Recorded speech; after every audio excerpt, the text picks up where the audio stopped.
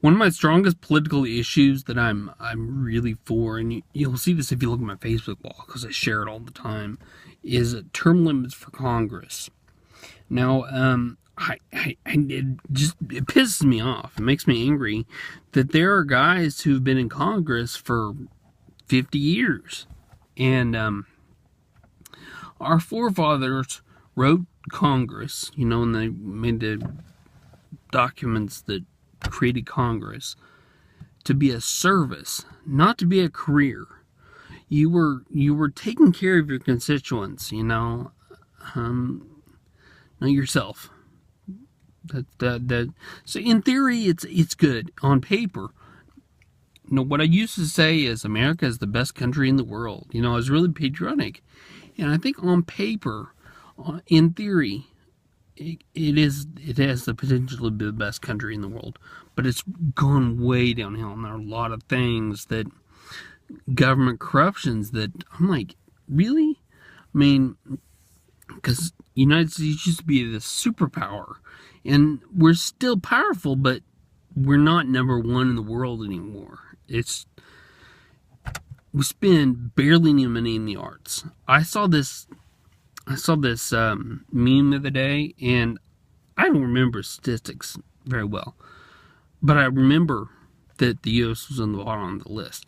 It was like first world countries that donate per capita, their expenditures or whatever is on the arts.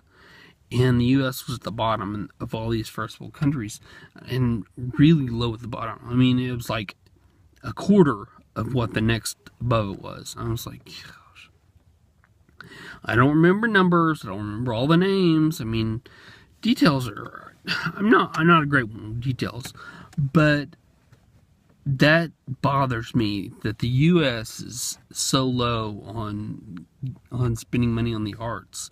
Because I think the arts and creative stuff in general, that's... Where do you see the future? Where do you see growth happen? Not necessarily like in painting or in sculpture, but the feelings behind those, the creativity behind the arts, the fine arts, the creativity behind it is what generates growth in more technology, in more just society growth. You can't grow creatively without endorsing the arts. Okay, back to what I originally opened this about, term limits for Congress. Some of these people, they haven't been back to where they came from in, a decade or more. I mean, I don't know who the representative for Northeast Oklahoma is. I don't know what our district lines are. People's like, well, why did you elect him? And until this last election, I would say I was part of the problem re-electing, because whenever it has two names on the ballot, so-and-so and so-and-so incumbent, I'd vote for the incumbent. Because I was like, they must not be doing a bad job. And how would you feel if you all of a sudden got fired from someone you didn't know? I'm just like, but I'd feel kind of like sorry for him or whatever. But then I've been learning about this term limits and how long some of the people have been in Congress, and how some of them are millionaires, and most of them are millionaires actually. And I'm just like, you deserve to be fired. I mean, it's just like, it bothers me that they get paid as much as they do. I for a while, part of the things I say, I wish they didn't get paid at all. But no, you gotta be worth what your job or whatever. But okay, it's a service, not a career. So they should get paid the same as an enlisted person in the Army. And when they retire, they should get TRICARE. I mean, the same benefits and everything.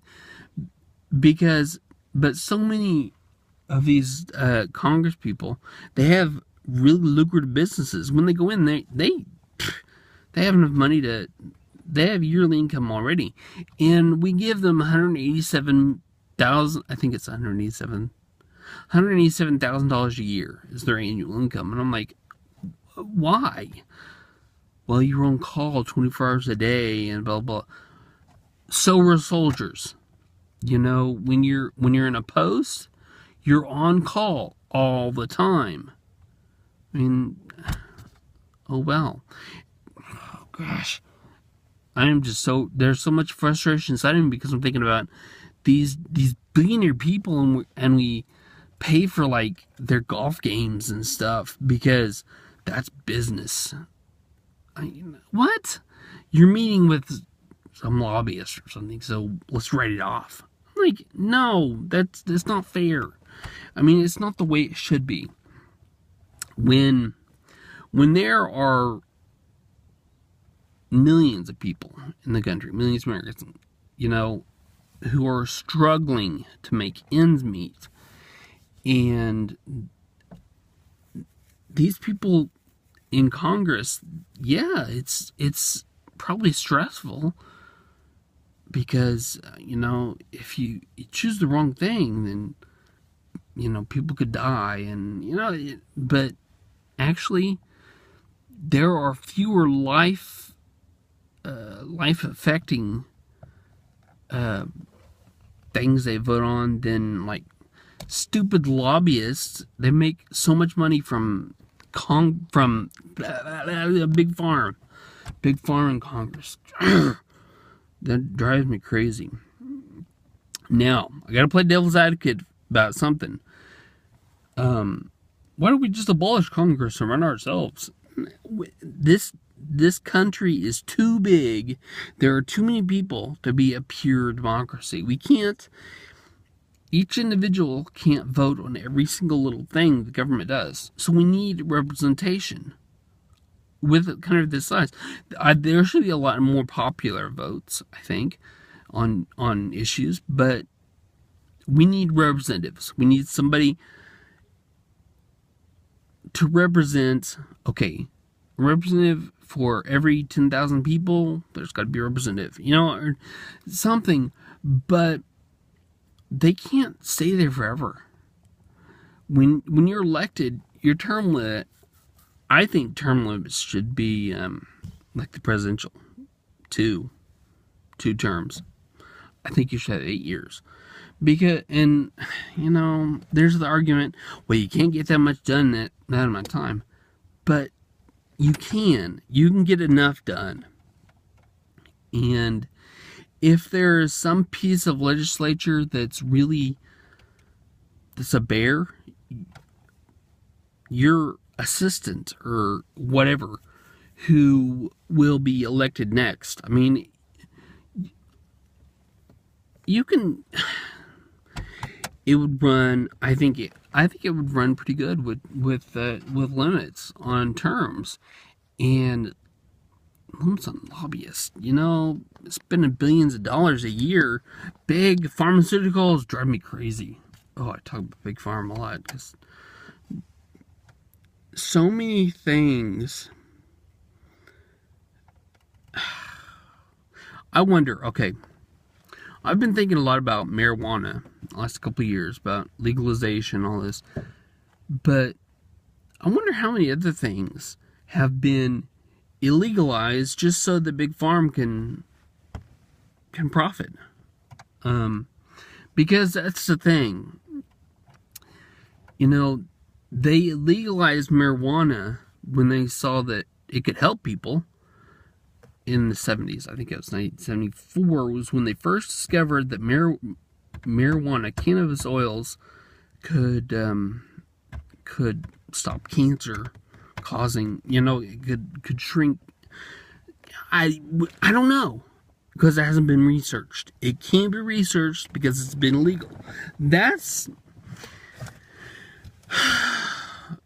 because, and okay, one of the arguments about versus, you know, big farm, you know, they couldn't make the money, they couldn't make millions and millions of dollars because sending you to such medicine, because if you grow your own, then, But see, I probably, for medicinal purposes, probably wouldn't be able to grow my own. I'd still have to go to Big Farm, but Big Farm would be different because they would have edible cannabis. And, you know, I would only have to take one thing rather than four things. You know, I mean, it's example, because I don't know. I don't know. It hasn't been researched. But see, and it's not necessarily Big Farm, it's just pharmaceuticals. Other companies could process marijuana. It wouldn't be, I mean, maybe they wouldn't make as much money as if they had to keep you on cancer, I don't know, chemotherapy. If you had to keep, versus one cannabis chewy every day or whatever, versus chemotherapy, which costs $25,000 a year or what, you know. So they can't make as much money, but they could still make money. It's just, people are so greedy. Yeah. Well, I'm gonna try. Yeah.